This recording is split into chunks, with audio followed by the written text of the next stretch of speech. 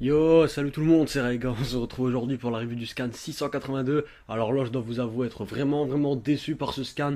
Et vraiment, il s'est passé un truc complètement what the fuck. On va y venir, donc à la fin du précédent scan qui était déjà un très bon scan riche en révélations. On s'attend donc à voir ce fameux jutsu que le Rikudo Senin a donné à nos deux jeunes ninjas pour sceller Kaguya.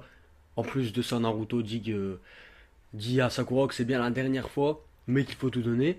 Donc, on s'attend quand même à avoir ce jutsu et donc à conclure, soit c'est les Kaguya qui finira sûrement dans la gourde de Tenten, hein, je le rappelle. Donc Sasuke et Naruto partent à l'assaut avec un Amaterasu lancé par Sasuke. Donc Kaguya réussira à se débarrasser en très peu de temps. Bon, c'est la mère du Rikudo, hein. Donc en même temps, c'est pas. Mais bon, je trouve que ce jutsu a quand même été banalisé et vous remarquerez comment que Sasuke n'a pas saigné de l'œil contrairement à lorsqu'il avait son Mangekyo éternel. Donc le truc le plus what the fuck, mais alors vraiment là, c'est le truc le plus what the fuck de toute l'histoire de Naruto, je pense bien que c'est celui-là. Naruto qui utilise un sexy jutsu, harem, reverse, je sais pas quoi, au masculin. Donc Kaguya, Kakashi, Sakura, ils se la sont coupés tellement eux-mêmes, ils ont trouvé que c'était what the fuck. Donc sérieusement, quand j'ai vu cette action, j'ai cru voir un faux scan, ou carrément j'ai cru que j'étais en train de lire un fan art ou je ne sais quoi là. Parce que vraiment, ok, que Kishimoto veuille faire de l'humour, il y a rien de mal. Mais dans ce cas, qu'il sache le placer.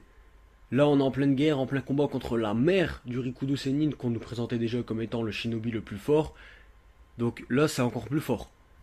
J'ai trouvé ça énormément décevant parce que vraiment, on était dans le feu de l'action ou tout ça. Bon, après, ça doit sûrement être un coup de l'éditeur qui a demandé à l'auteur de faire durer, de faire durer. Bah oui, c'est comme ça malheureusement, hein. Et donc de ne pas utiliser ce jutsu pour l'instant. Hein, parce que là, on dirait que c'était pas prévu à la base en fait. Bon, je m'attarde dessus, c'est vrai. Mais l'autre point positif du scan, c'est qu'Obito Uchiwa respire. Donc ça, c'est très bien. Logiquement, il a envie, hein, s'il respire.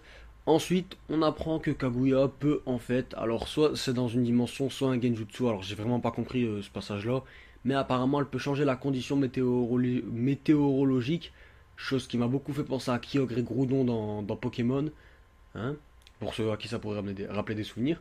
Ensuite, Kaguya attaque et Sasuke crée un bouclier Denton Katsushi, là, comme dans Storm Génération. Et puis pour finir, Kaguya envoie Sasuke dans une autre dimension. Et là, je pense qu'on va vite redevenir. En tout cas, je l'espère qu'on va vite retomber dans le sérieux. Parce que toute l'ambiance de la guerre a pris un coup suite à cette scène, what the fuck, très mal placée. Donc, un scan assez court quand même aussi, hein, je tiens à le signaler. Mais c'est pas grave parce qu'en tout cas, je pense que. Enfin, j'espère, voilà, on va plus dire je pense. J'espère que le prochain scan sera à la hauteur. Je vais pas trop m'avancer dessus, mais on va essayer de faire un petit peu les prédictions.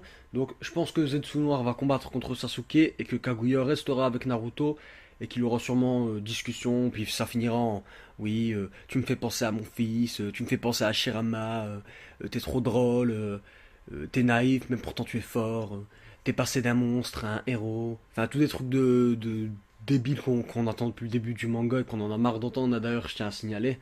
Je suis désolé, mais c'est ce qu'on entend tout le temps. C'est comme Naruto, à chaque passage de la guerre, il a dû dire: je me sens mal sans mes compagnons.